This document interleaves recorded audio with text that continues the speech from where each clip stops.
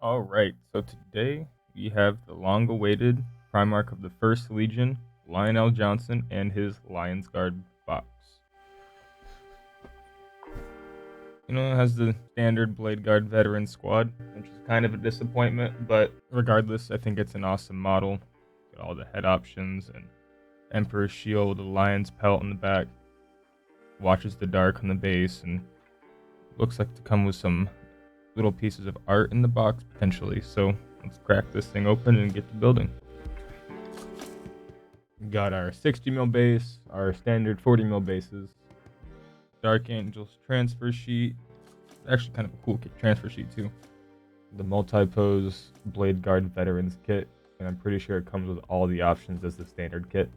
We have the first Lionel Johnson sprue that has the base, most of his components, and all his weapons and shields. And the second sprue has his cape, has his shoulder pads, the rest of his little armor bits, and the watches in the dark that go on the base. And the instruction booklet. You get this little thing. And I'm pretty sure this is those art cards. And I actually have a collection of those, so that is something I do enjoy. Trying not to bend them, but holy Christ, is this thing... Dude, like, this is glued together. What the hell? Like, this is... Wow. They used some insane adhesive on this crap, dude. Wow. That was a lot of force for cardstock. I'm just going to use this the rest of the way. I have replacement blades. Doesn't matter. See what they were trying to do, but man, they packaged that like shit. That was some insane glue.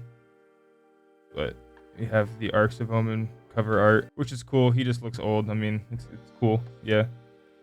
It's a nice portrait of him, but this right here. This shows two of my favorite Primarchs, so this one will definitely be going up on the wall or on a shelf somewhere. And I definitely recommend going on Amazon or somewhere and picking up a little pack of these sanding sticks. This white one I'm using is a relatively high grit, so it's not really doing much but scoring the surface, so that when I prime it, it's going to pretty much look like nothing ever happened. I just use this to go over all the little sprue nubs and bumps and smooth it out. Makes assembly a lot easier, and it really tightens these gaps, like on the cloak right here. I noticed that this model has a lot of these large seams that run all over the cloak, so sanding will help seal those up a little bit more.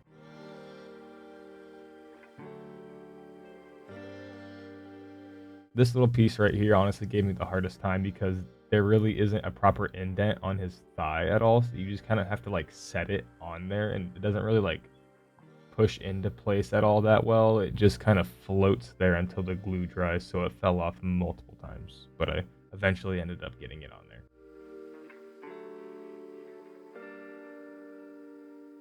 And I'd say honestly my only big complaint about this model is how many pieces the cape is in. Like, all his drapes and everything are in so many pieces. There's just a lot of potential for open seams and just shoddy construction on the cape itself.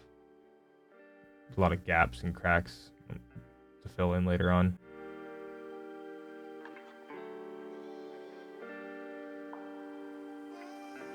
And just popping the shoulder pads on there, and he's already coming along quite nicely. Aside from his cape, this build is actually quite satisfying. It's pretty easy, straightforward, and it looks phenomenal already.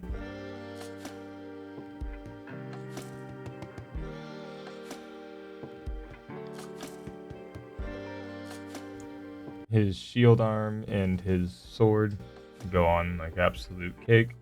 Just stick right on there, hold it for a few seconds, and it's good to go.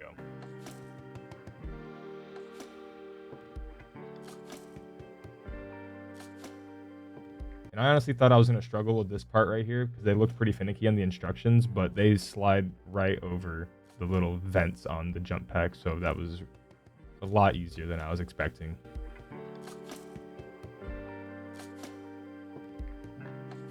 and it's coming along quite nicely. I'm going to be using tack and stick to put his head on so I can paint it separately later on so I can get a little bit more detail in there. But I use this over anything like blue tack or anything like that because I can just go to Walmart and find this for super cheap. It's only like $2 and it lasts forever. Like I could reuse this little pinch 8 or 9 times or until I lose it.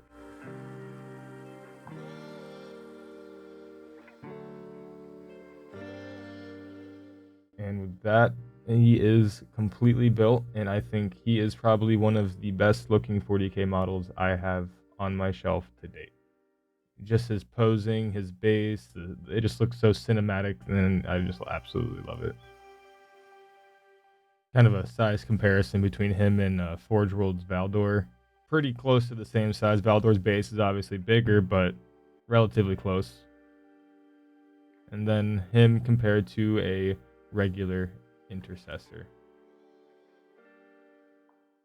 So, what do you guys think? I think this model looks absolutely phenomenal, and I am really excited to actually sit down and start the rigorous process of painting him. I intend on putting him in a Golden Demon for the 2024 Adepticon. See how it goes.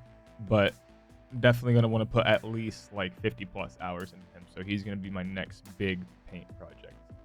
Overall, I really enjoy this model. He's like a really pretty, really nice looking model. He's a great size, a nice cinematic base. You know, has a lot of details going on. It's not just a plain model.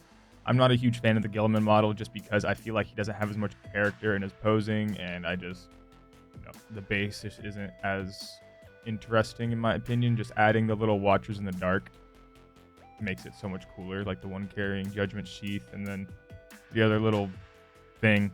I wish that we got more than just Blade Guard veterans in the box, but I mean, you could do a lot of kit bashing with them and make them your own Lions Guard, I guess. But I appreciate you guys sticking around for the support and coming back every video. As always, comment down below what you guys thought in the video, if you have any ideas for future videos or any critiques. And until next time, don't forget to get out there and paint some plastic, and I'll see you in the next one. Later.